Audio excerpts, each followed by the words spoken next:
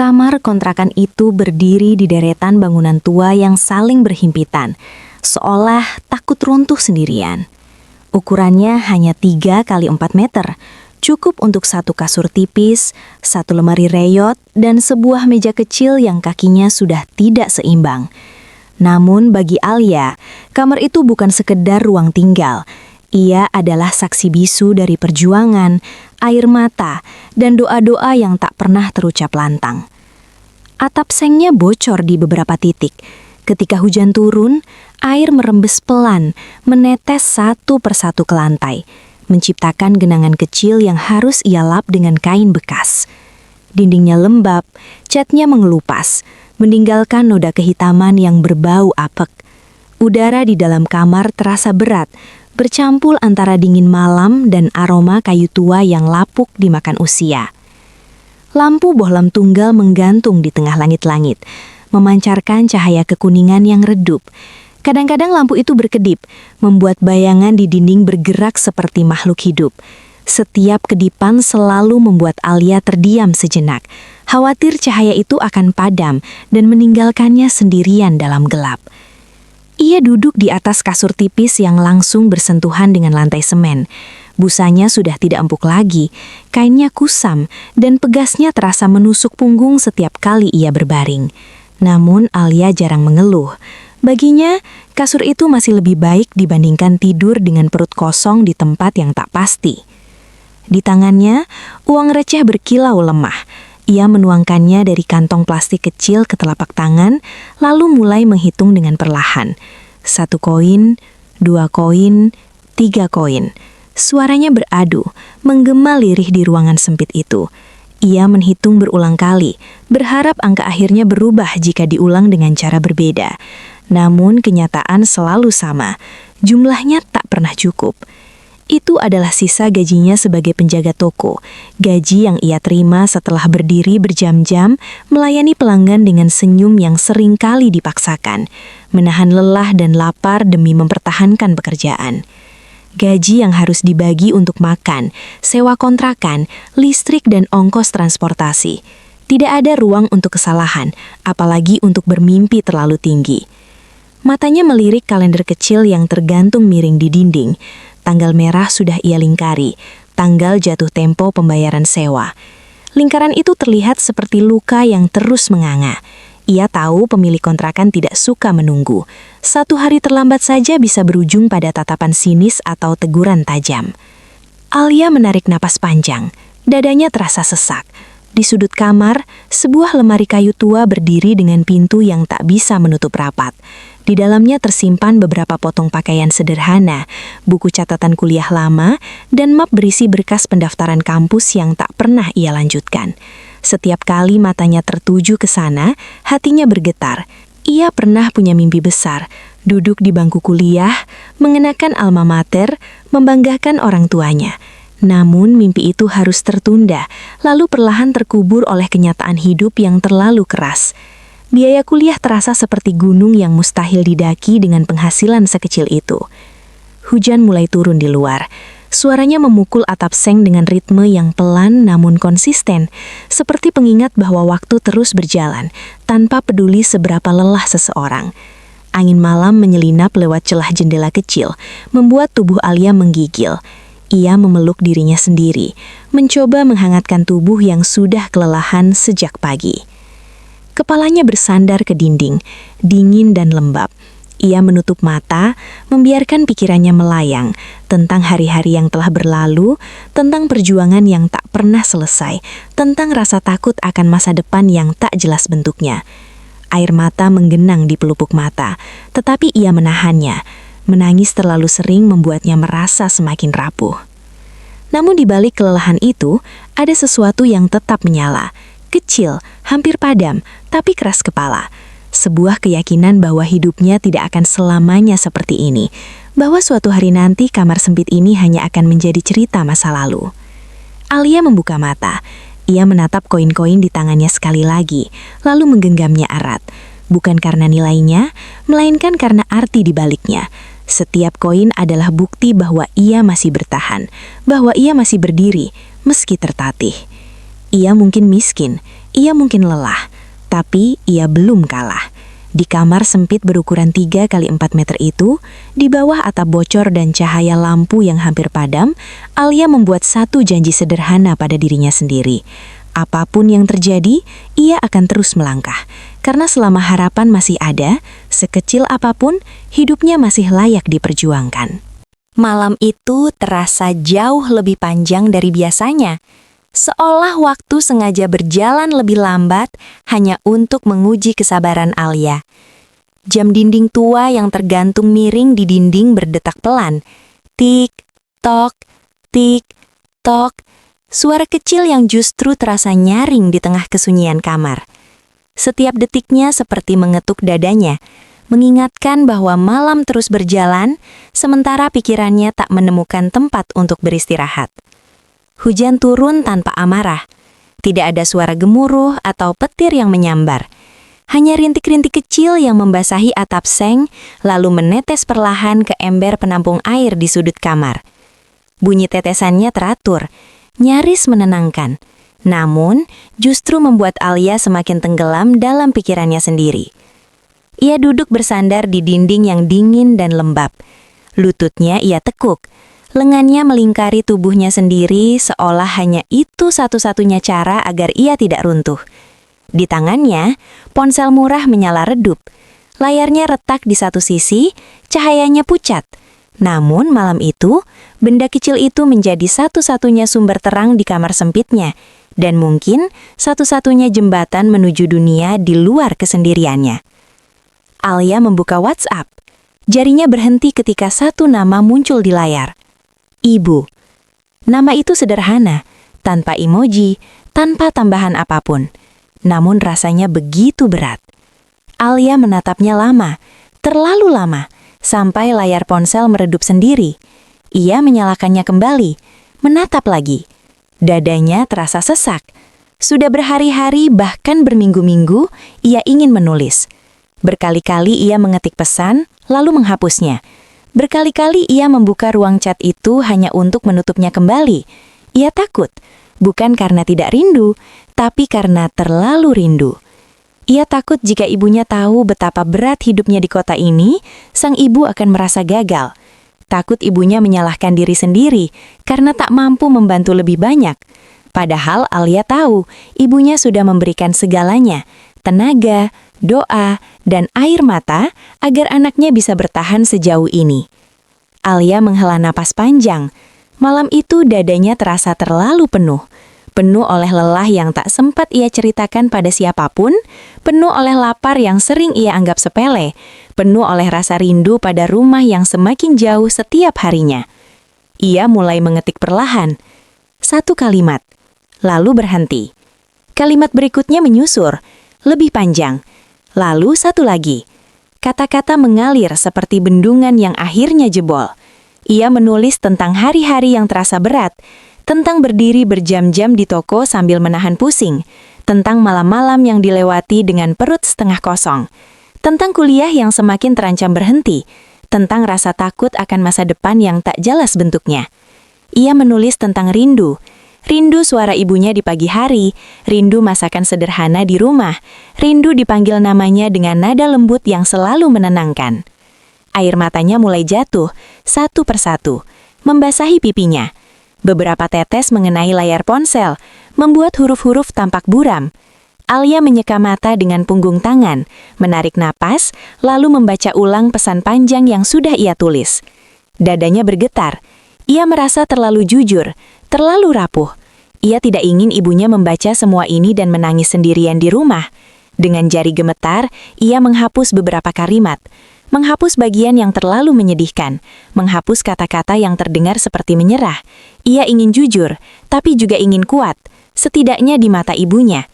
Ia menulis ulang bagian akhir dengan napas tertahan. Alia capek, Bu, tapi Alia nggak mau nyerah. Alia masih kuat. Alia janji akan bertahan. Kalimat itu sederhana, namun baginya, itu adalah janji yang paling berat sekaligus paling tulus. Air matanya kembali jatuh. Kali ini lebih deras. Alia menggigit bibirnya berusaha menahan isak agar tidak pecah menjadi suara. Tangannya gemetar saat ibu jarinya melayang di atas tombol kirim. Beberapa detik ia ragu. Lalu, klik, pesan terkirim.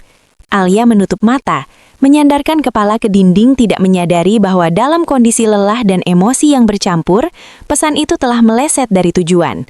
Ia tidak tahu bahwa satu kesalahan kecil malam itu akan mengubah hidupnya dengan cara yang tak pernah ia bayangkan.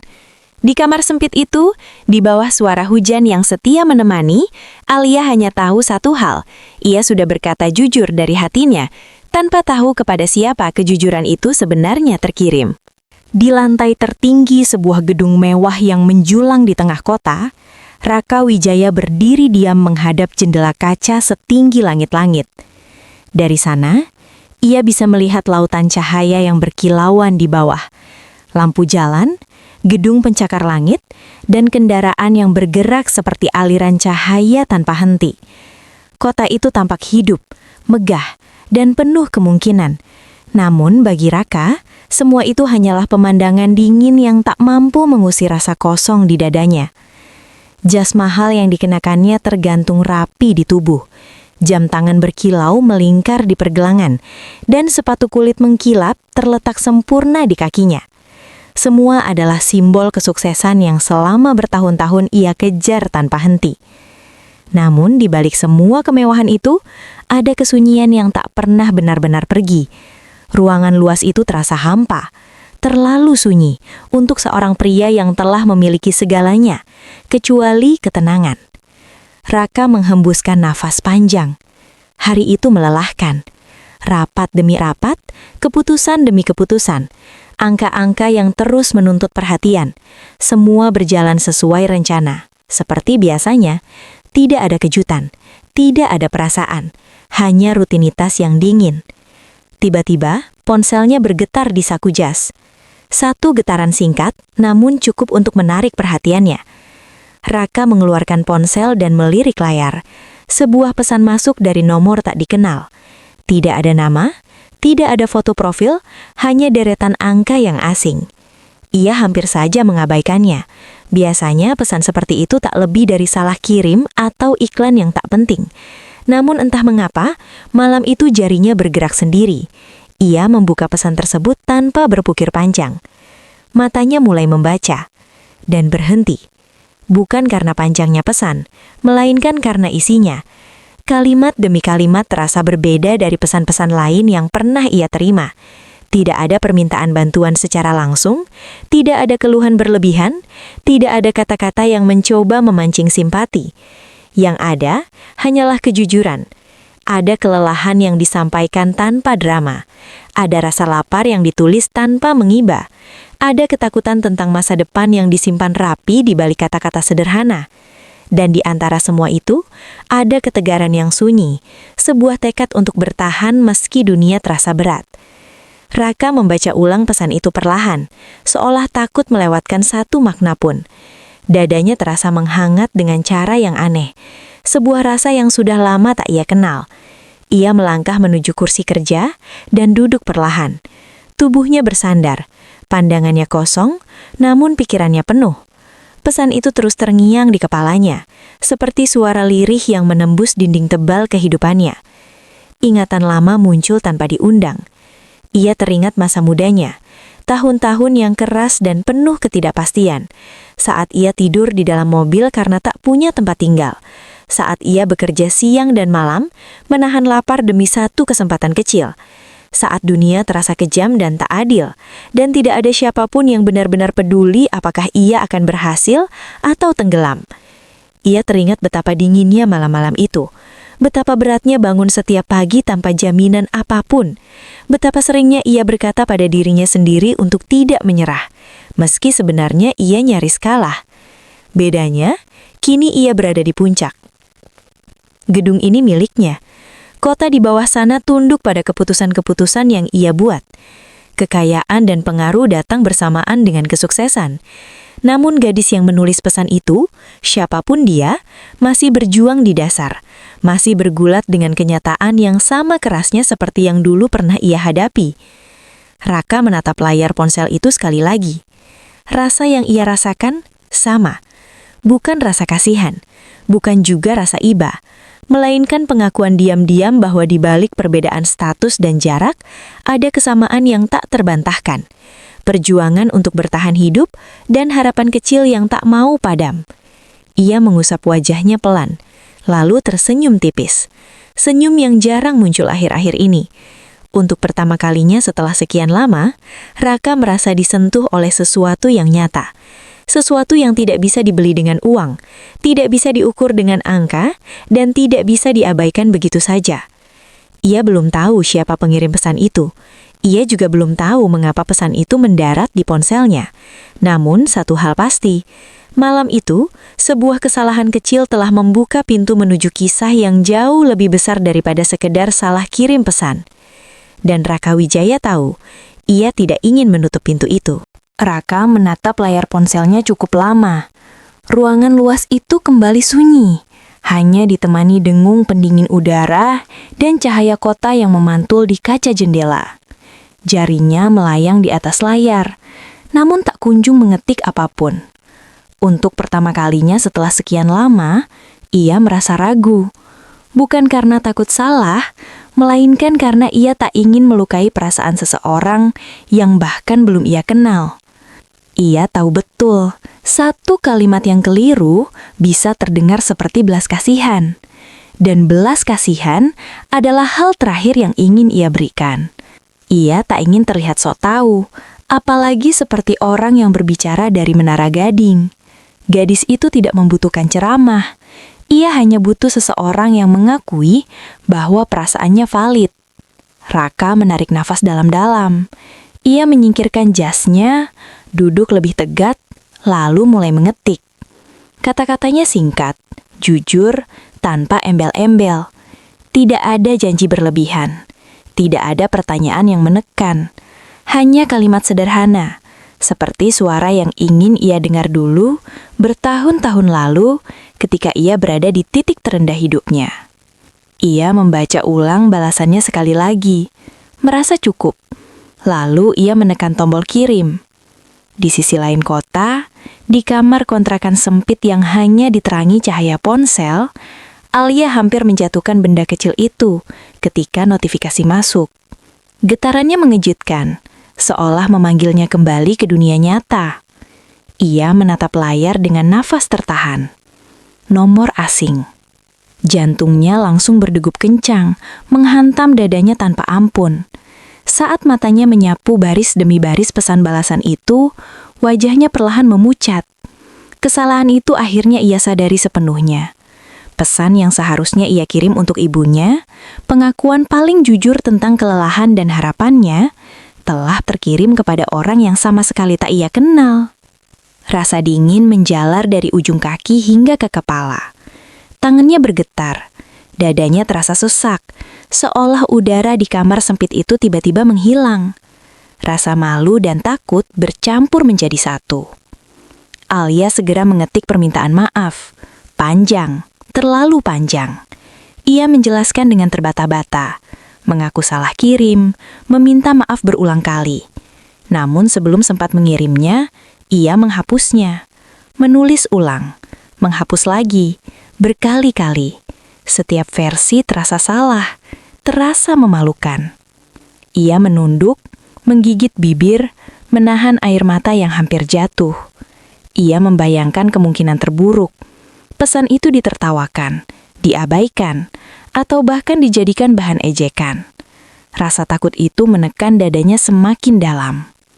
Akhirnya, dengan tangan bergetar, ia mengirim permintaan maaf yang paling singkat yang mampu ia tulis. Beberapa detik berlalu, terasa lama, terlalu lama. Lalu ponselnya kembali bergetar. Satu pesan masuk. Alia menatap layar itu lama sebelum berani membukanya. Matanya bergerak perlahan, membaca setiap kata.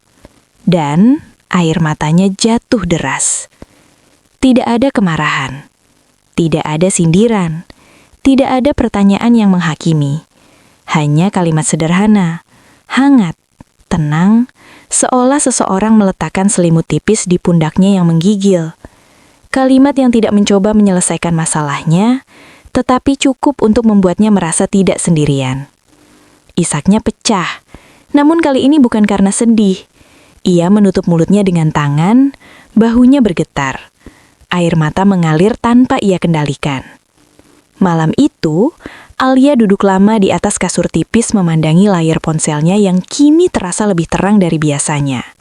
Di luar, hujan masih turun pelan. Ember di sudut kamar masih menampung tetesan air.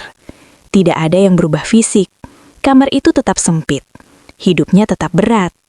Namun di dalam dirinya, sesuatu bergeser. Untuk pertama kalinya, ada orang asing yang benar-benar mendengarkannya. Tanpa mengenalnya, tanpa menuntut apapun, tanpa menghakimi. Dan di tengah kota yang luas dan dingin, dua jiwa yang sama-sama pernah lelah akhirnya terhubung. Bukan oleh rencana, melainkan oleh satu pesan yang mendarat di ponsel yang salah, namun di hati yang tepat. Hari berganti hari tanpa ada tanda khusus yang menandainya. Pagi tetap datang dengan kesibukan masing-masing. Dan malam tetap menutup hari dengan kelelahan yang sama. Namun di antara rutinitas yang tampak biasa itu, sesuatu perlahan tumbuh. Tenang, nyaris tak disadari, tapi mengubah segalanya. Pesan singkat yang dulu terasa canggung, kini menjadi sapaan ringan. Sekadar, sudah makan? Atau hujan di sana? Yang awalnya tak memiliki arti lebih. Pelan-pelan berubah menjadi sesuatu yang ditunggu. Alia mulai menyadari bahwa ia mengecek ponselnya lebih sering dari biasanya. Berharap menemukan nama nomor asing itu muncul di layar. Obrolan ringan berubah menjadi percakapan yang lebih panjang, lebih jujur. Alia mulai terbuka, sedikit demi sedikit. Ia bercerita tentang pekerjaannya di toko yang melelahkan, tentang berdiri berjam-jam tanpa sempat duduk, tentang senyum yang harus tetap terpasang meski kepala pening dan kaki terasa nyeri. Ia menuliskan tentang pelanggan yang mudah marah, tentang hari-hari ketika gajinya terasa habis bahkan sebelum ia sempat menyentuhnya. Ia juga menuliskan kegelisahannya tentang kampus, tentang dosen yang mulai memberi peringatan dingin, tentang ancaman dikeluarkan jika SPP tak segera dibayar, tentang mimpi yang terasa semakin rapuh setiap kali ia memikirkan angka-angka yang tak sanggup ia kejar. Setiap kata mengalir seperti pengakuan yang selama ini ia pendam sendiri. Tak jarang, Alia juga bercerita tentang ibunya. Tentang suara ibunya di telepon yang selalu terdengar ceria, meski Alia tahu betul itu hanya topeng. Tentang kalimat sederhana yang selalu diulang ibunya, "Tidak apa-apa," padahal kelelahan jelas tergambar di balik nada suaranya. Tentang rasa bersalah yang diam-diam menggerogoti hatinya karena belum mampu membalas semua pengorbanan itu. Raka membaca semuanya dengan penuh perhatian. Di sela-sela rapat panjang, di balik tumpukan laporan dan grafik pertumbuhan, ia mencuri waktu untuk membaca pesan Alia. Ia tidak terburu-buru membalas. Ia mengulangnya, mencoba memahami emosi di balik kata-kata sederhana itu. Dan ketika ia akhirnya mengetik, ia memilih kata-kata dengan hati-hati. Ia tidak menawarkan solusi besar, tidak menggurui, tidak menjanjikan jalan pintas. Ia hanya bertanya, "Kamu capek hari ini?" Dan menunggu jawabannya. Ia mendengarkan. Ia menguatkan dengan cara yang paling sederhana. Mengakui bahwa apa yang Alia rasakan memang berat, dan bahwa merasa lelah bukanlah tanda kelemahan. Pelan-pelan, Alia merasa aman. Ia mulai menulis tanpa terlalu banyak menghapus, mulai bercerita tanpa takut dihakimi. Dan tanpa ia sadari, sudut bibirnya sering terangkat kecil setiap kali ponselnya berbunyi. Senyum yang sudah lama tak ia kenal. Di kamar sempitnya, Alia kini tidak selalu merasa sendirian. Ada seseorang di balik layar yang mendengarkan kisahnya. Seseorang yang tidak menuntut apapun, tidak menyela, dan tidak meremehkan perjuangannya. Sementara itu, bagi Raka, percakapan-percakapan itu menjadi semacam pelarian yang menenangkan. Di tengah dunia bisnis yang penuh tekanan, target dan kepalsuan, pesan-pesan Alia terasa nyata. Tidak ada kepentingan tersembunyi, tidak ada topeng, hanya kejujuran polos tentang bertahan hidup. Dan dari kejujuran itu, Raka menemukan ketenangan yang tak pernah ia dapatkan dari angka-angka di layar rapat atau tepuk tangan di ruang konferensi. Ia mulai menantikan bunyi notifikasi sama seperti Alia. Di tengah rapat yang membosankan, ia menahan senyum tipis ketika membaca pesan masuk. Sesuatu di dadanya terasa lebih ringan, seolah ia kembali diingatkan pada versi dirinya yang pernah bermimpi sebelum dunia mengajarkannya untuk selalu keras. Tanpa rencana, tanpa kesepakatan, percakapan itu menjadi rutinitas. Rutinitas yang sederhana namun perlahan mengikat dua hati dari dunia yang sangat berbeda. Dan meski mereka belum menyadarinya sepenuhnya, malam demi malam yang diisi pesan-pesan kecil itu telah menanam benih sesuatu yang jauh lebih besar dari sekadar obrolan. Sesuatu yang diam-diam mulai tumbuh, hangat, dan penuh harapan. Bagi Alia, Raka adalah sosok yang sederhana. Seorang pria kantoran biasa, begitu katanya. Tidak pernah bercerita banyak tentang pekerjaannya, tidak pernah membanggakan apapun tentang hidupnya. Ia hadir apa adanya, tenang, penuh perhatian, dan selalu punya waktu untuk mendengarkan. Bagi Alia, itu sudah lebih dari cukup. Dalam percakapan mereka, Raka lebih sering menjadi pendengar daripada pencerita. Ia membiarkan Alia mengisi ruang-ruang sunyi dengan kisah-kisah kecil tentang harinya. Dan ketika Alia bertanya balik, Raka selalu menjawab seperlunya. Kerja seperti biasa, atau hari ini agak sibuk. Tidak ada detail yang mencolok.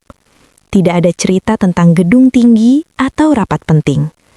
Hanya keseharian yang terdengar biasa, nyaris membosankan. Namun, kesederhanaan itu justru membuat Alia merasa aman. Ia tidak merasa perlu berpura-pura. Ia tidak merasa kecil. Dalam dunia Alia yang penuh kekurangan, Raka hadir tanpa membawa perbandingan yang menyakitkan. Ia bukan orang yang datang dengan cerita kesuksesan, melainkan seseorang yang duduk bersamanya di ruang sunyi, mendengarkan tanpa menghakimi. Di sisi lain, Raka sengaja menyembunyikan identitasnya. Bukan karena ingin berbohong, melainkan karena takut. Takut bahwa begitu Alia tahu siapa dirinya sebenarnya, sesuatu akan berubah. Takut senyum sederhana itu akan digantikan oleh sikap sungkan. Takut percakapan hangat mereka akan terbungkus jarak sosial yang tak kasat mata, namun terasa dingin. Ia tahu betul bagaimana dunia memandangnya sekarang, sebagai orang kaya, berkuasa, dan jauh dari kehidupan sederhana. Dan ia tahu, dunia yang sama bisa dengan cepat mengubah cara seseorang memandang dirinya. Raka tidak ingin Alia berbicara dengannya karena status. Ia ingin didengar sebagai manusia, bukan sebagai nama besar. Lebih dari itu, Raka takut pada satu hal yang paling jujur, bahwa semua kehangatan ini hanyalah ilusi yang rapuh, bahwa begitu topeng itu dilepas, keintiman yang terbangun perlahan akan runtuh seketika. Karena itu, ia memilih diam, menyimpan rahasia itu rapat-rapat. Ironisnya, justru di balik kebohongan kecil itulah, Raka menemukan kejujuran yang selama ini ia cari. Alia tidak pernah meminta apapun darinya, tidak pernah menyinggung soal uang, jabatan, atau bantuan besar. Bahkan ketika Raka dengan hati-hati menawarkan bantuan kecil, sekedar bertanya apakah ada yang bisa ia lakukan, Alia selalu menolak dengan halus. "Terima kasih, aku masih bisa urus sendiri," tulisnya suatu malam. "Doain saja ya, itu sudah cukup." Kalimat-kalimat itu sederhana, namun menghantam Raka lebih keras dari permintaan apapun. Ia terbiasa dikelilingi orang-orang yang datang dengan kepentingan, yang mendekat karena ingin sesuatu, yang ramah karena berharap imbalan. Namun Alia berbeda. Ia hadir tanpa tuntutan. Ia bertahan dengan caranya sendiri, meski jalannya berat. Dan disitulah Raka mulai jatuh, perlahan tanpa ia sadari. Bukan karena Alia membutuhkan dirinya, melainkan karena Alia tidak memanfaatkannya. Bukan karena Alia lemah, tetapi karena ketegaran Alia begitu jujur dan sunyi. Ia jatuh pada keberanian kecil Alia untuk tetap berdiri tanpa bergantung pada siapapun.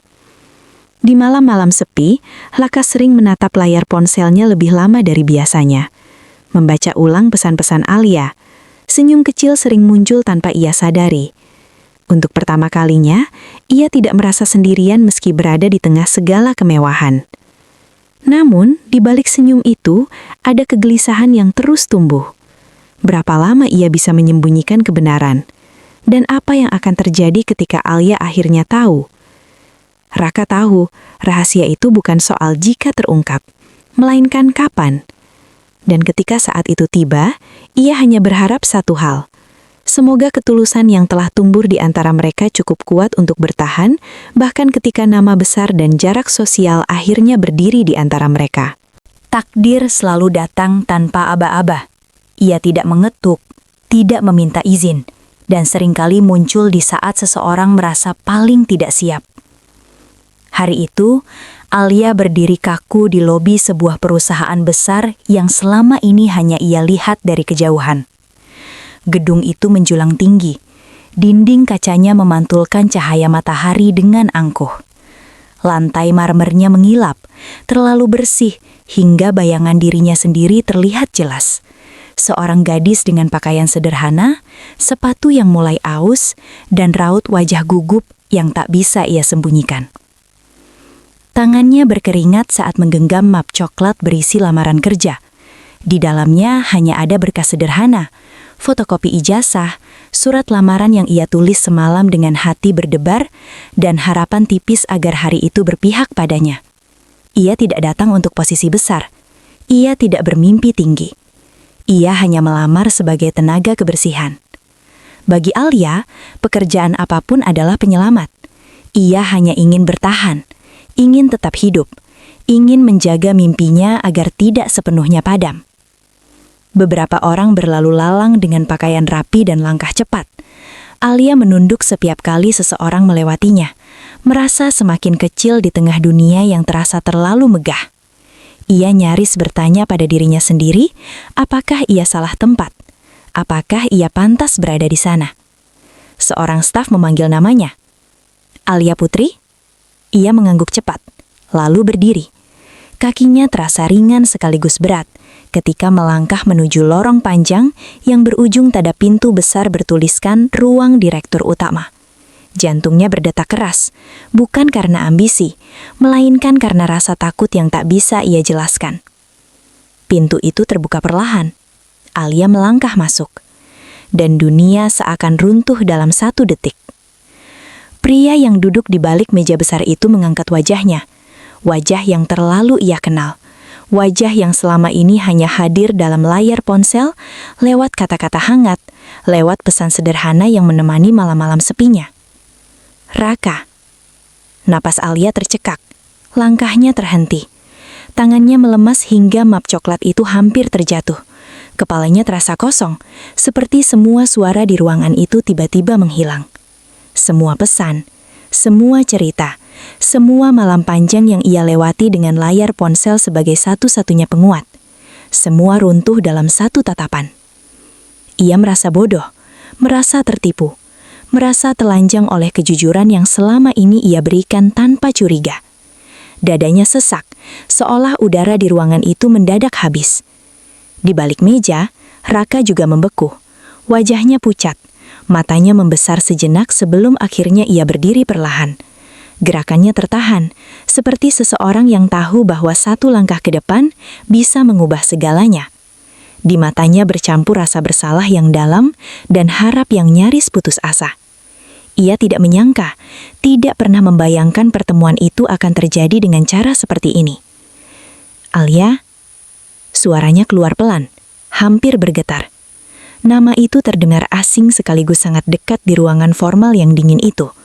Tidak lagi lewat pesan teks, tidak lagi melalui layar, tapi nyata, terlalu nyata.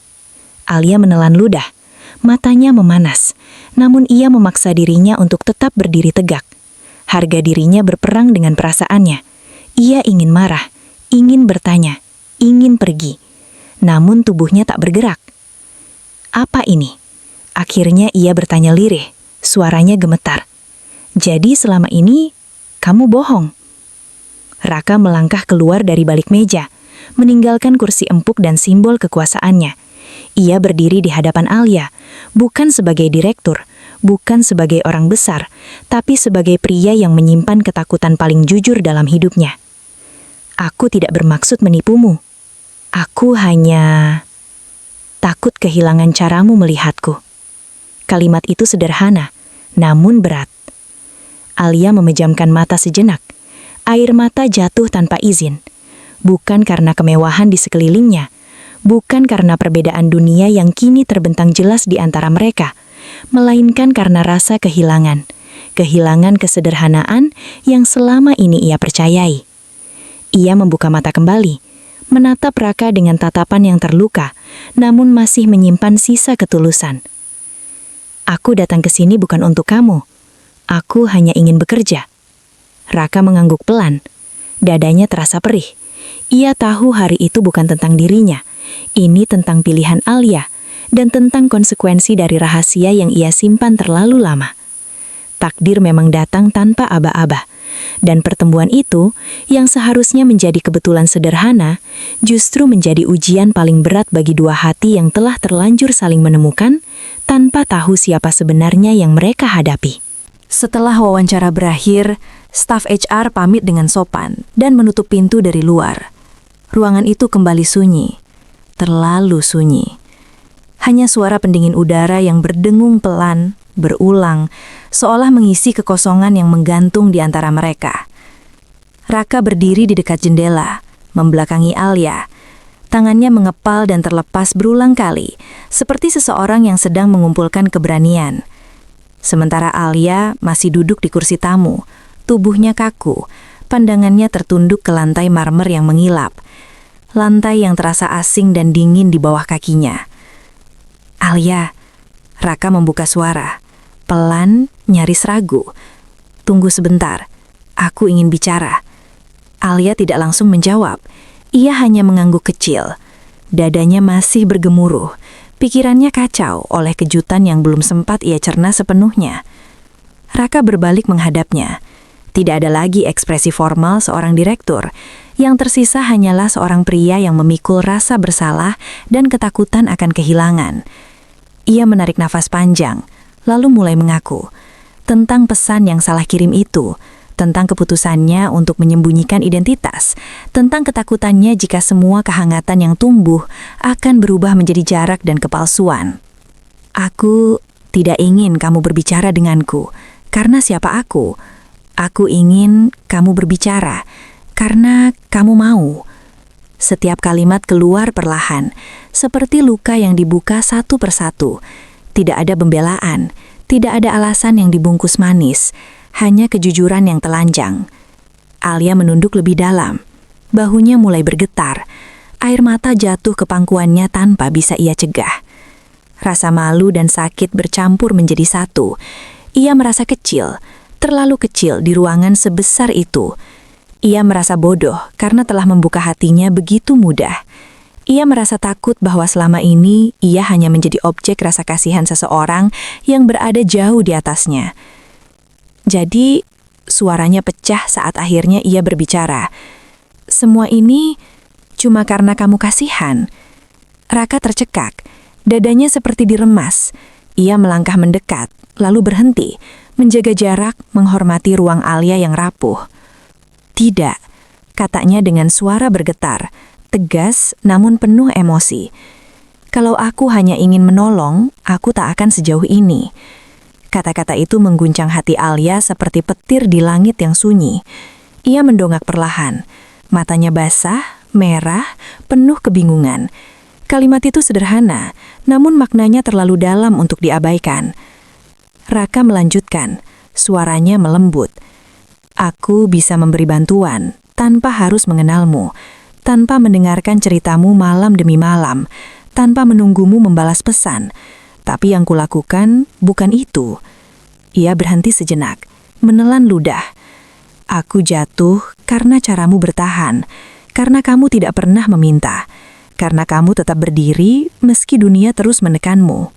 Alia terisak, tangannya menutup wajahnya, tubuhnya membungkuk seolah menahan beban yang terlalu lama ia pikul sendirian.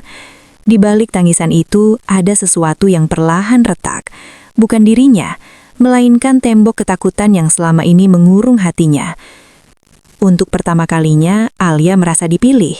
Bukan karena ia lemah, bukan karena ia membutuhkan, bukan karena seseorang ingin menyelamatkannya. Melainkan karena ia dilihat, diakui, diterima apa adanya. Ia mengangkat wajahnya kembali. Matanya masih basah, tetapi tatapannya kini berbeda, lebih jujur, lebih berani. Ruangan itu masih sama, besar, mewah, dingin, namun suasananya berubah. Kejujuran telah menggetarkan segalanya, dan di tengah keheningan yang masih menggantung, dua hati yang sempat terpisah oleh rahasia akhirnya berdiri di titik yang sama, rapuh, jujur, dan penuh kemungkinan.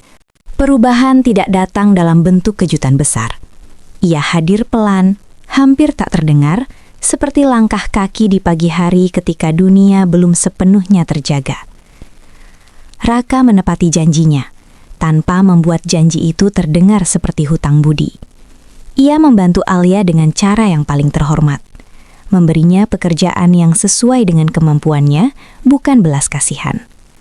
Alia ditempatkan di posisi yang memungkinkan ia belajar, bertumbuh, dan membuktikan dirinya sendiri. Tidak ada perlakuan istimewa yang mencolok, tidak ada sorotan berlebihan, dan yang terpenting, tidak ada ikatan yang mengekang. Raka mengamati dari kejauhan. Ia tidak sering mendekat, tidak sering mencampuri. Ia memilih jaga jarak yang sehat, cukup dekat untuk peduli, cukup jauh untuk menghormati. Dalam diam, ia mengagumi ketekunan Alia, melihat bagaimana gadis itu tumbuh tanpa kehilangan kerendahan hatinya. Bagaimana ia menerima bantuan tanpa kehilangan harga dirinya. Hubungan mereka pun tumbuh dengan cara yang sama, pelan-pelan. Tidak ada pengakuan besar, tidak ada janji yang diucapkan tergesa-gesa. Mereka berbincang seperti dua orang dewasa yang belajar saling memahami. Tentang buku, tentang hari yang melelahkan, tentang mimpi yang kini terasa lebih mungkin diraih. Kadang hanya secangkir kopi di sore hari, kadang percakapan singkat di koridor, kadang pesan sederhana di malam hari yang bertanya, "Kamu sudah istirahat?" Tidak ada tuntutan, tidak ada paksaan, dan justru karena itulah segalanya terasa tulus. Alia mulai tertawa lebih sering, tidurnya lebih nyenyak. Ia tidak lagi merasa hidupnya hanya tentang bertahan. Ada ruang kecil untuk berharap, bukan pada seseorang, tetapi pada masa depan yang sedang ia bangun sendiri. Raka di sisi lain menemukan ketenangan yang selama ini ia cari. Bukan dari kesuksesan baru, bukan dari pencapaian bisnis, melainkan dari melihat seseorang tumbuh tanpa ia harus mengendalikan arah hidupnya. Ia belajar bahwa mencintai tidak selalu berarti memiliki, kadang cukup dengan menemani. Dan cinta itu akhirnya hadir, bukan dengan gegap gemipa, bukan dengan janji-janji besar,